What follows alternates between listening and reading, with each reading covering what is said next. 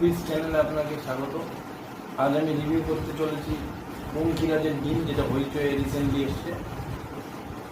এখানে মুভিতে কাস্টিং আছে অনির্বাণ ভট্টাচার্য, তার মহার্ঘ বাসু, অনু মেঘা আছেন, আর এখানে আছেন হচ্ছে যে ডিরেক্টর করেছেন তিনি হচ্ছে সৌকার্য ঘোষাল।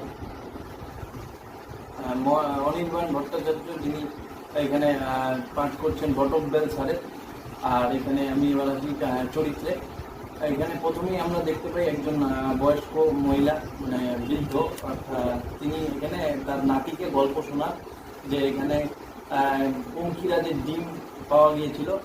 ওখানে একটা মন্দির আছে, যে মন্দিরটা খুব জাগ্রত। এবার পঙ্কিরাজের ডিমটা কীভাবে পাওয়া যায়, পঙ্কিরাজ ওখানে একদিন রাতের বেলা সেই ডিমটা রাখে। এবার রাখার পরে সে কোথাও একটা জানি উড়ে চলে যায়। তারপরে ঠিক কিছুক্ষণ পরে সেখানে রাজা খবর পায় যে ওই জঙ্গলে কেউ একটা পঙ্কিরাজের ডিম রেখে গেছে। তা সেই উদ্দেশ্যে রাজা রওনা দিয়ে খুঁজতে গিয়ে যায়। এবার খোঁজার পরে দেখতে পায় যে ওখানে পঙ্কিরাজের ডিম পড়ে আছে। এবার সেটা যখনই কালেক্ট করতে যায় সেই মুহূর্তে বজ্র বিদ্যুৎ এসে পঙ্কিরাজের ডিমটাকে গুঁড়ো গুঁড়ো করে দেয়, আর রাজাটাও সেই বজ্র বিদ্যুতের আঘাতে মারা যায়। এবার তারপর আছি আরও টুইস্ট আছে এখানে। সেখানে মহার্ঘ বাসু যিনি হচ্ছে ঘোতনের পার্টটা প্লে করছেন। এবার ঘোতন সেই গল্পটা শোনে তার দিদার কাছে। এবার সে ভাবে যে পঙ্কিরাজের ডিম সত্যি আছে, সেই জন্য সেখানে মহার্ঘ বাসু যিনি আছেন, যিনি ঘোতনের প্লে পাঠ করছেন, এবার তিনি ওখানে হচ্ছে সেই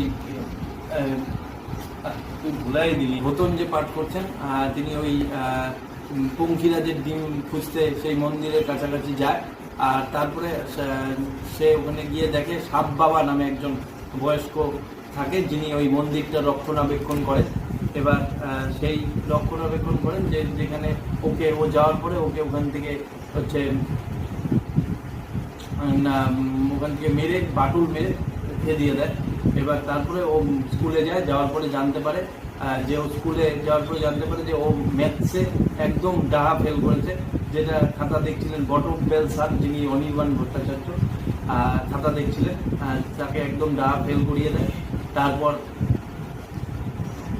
যিনি এখানে ও তো খুবই কষ্ট পায়। তারপর এখানে একজন নায়িকার পাঠ করছেন, পপিন্স নাম, যিনি হচ্ছে নাম হচ্ছে অনু মেঘা, উনি পপিন্সের পাঠ করছে। এবার সে শুনতে পায় যে ও ঘোতন ফেল করেছে। এবার পপিন্স শুনতে পেয়ে ঘোতনকে ফোন করে যে সে ফেল করেছে। এবার তারপর অনু মেঘা যিনি হচ্ছে পপিন্সের পাঠ করছেন, তিনি হচ্ছে মুম্বাই চলে যাওয়ার কথা থাকে। তারপর তিনি পাস করে যায়, এবার মুম্বাই চলে যাওয়ার কথা থাকে, কিন্তু ঘোতন যেহেতু ফেল করে যায় সে যেতে পারে না। তাকে ও হেল্প করে যে ও আরও ভালো করে রিটেস্ট দেওয়ার জন্য এবার সাহায্য করে। এবার রিটেস্ট যখন হচ্ছে দিতে যায়, এবার রিটেস্ট দিতে যায় অনির্বাণ ভট্টাচার্যের কাছে, মানে যিনি বটব্বেল স্যার, ওনার কাছে যায় রিটেস্ট দিতে। এবার রিটেস্ট উনি প্রথমে নিতে চায় না, অস্বীকার করে। তারপরে রিটেস্ট অনেক জোর করাতে ঘোতনের রিটেস্টটা নেয়। এবার রিটেস্ট নেওয়াতেও সে ফেল করে যায়। কিন্তু এবার ঘোতন নিজের প্রতিভাকে কাজে লাগানোর জন্য এবার ঘোতন একদিন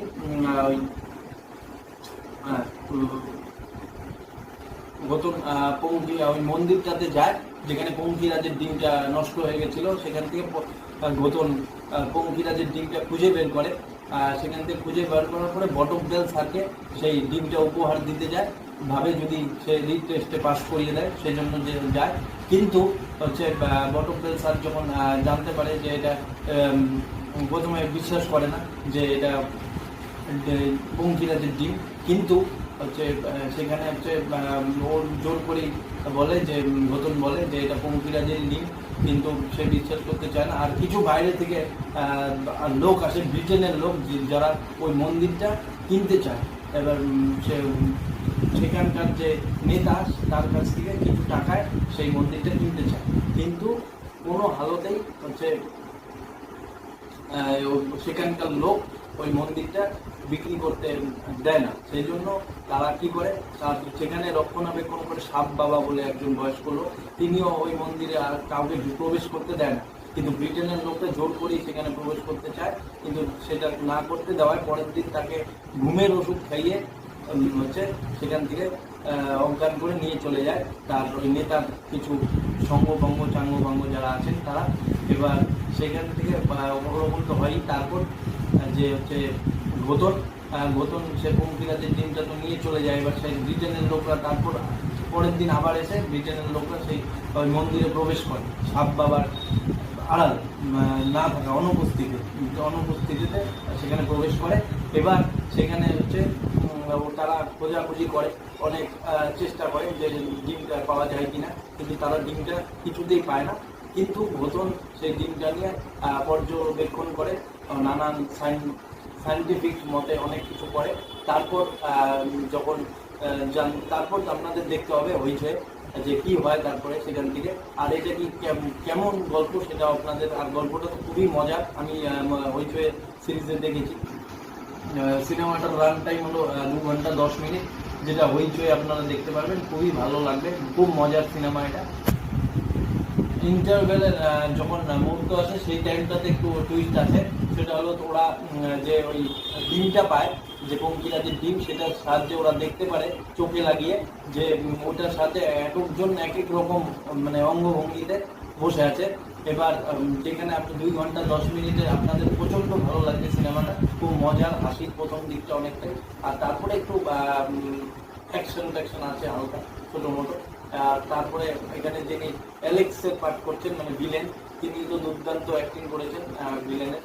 তা আপনাদের আশা করি ভালো লাগবে, হইচই দেখবেন। এবং পঙ্কিরাজের ডিম খুবই ভালো একটা সিনেমা, আর আশা করি ভালো লাগবে। আর আমার চ্যানেলটা যদি আপনাদের ভালো লাগে তাহলে লাইক, কমেন্ট, শেয়ার, সাবস্ক্রাইব করে দেবেন। ধন্যবাদ।